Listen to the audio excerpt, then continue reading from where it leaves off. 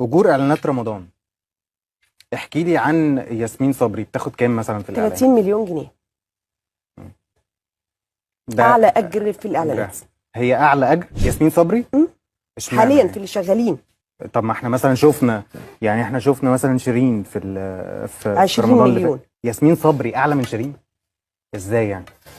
ياسمين صبري 30 مليون، شيرين 20 مليون.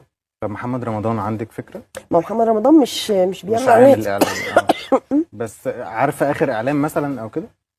مش متذكره دلوقتي، بس كان في الرينج تقريبا بتاع ياسمين صبري. مم.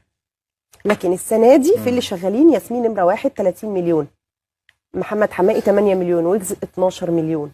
لا ثانيه واحده، محمد حماقي وويجز في نفس الاعلان؟ مظبوط. ويجز واخد اعلى؟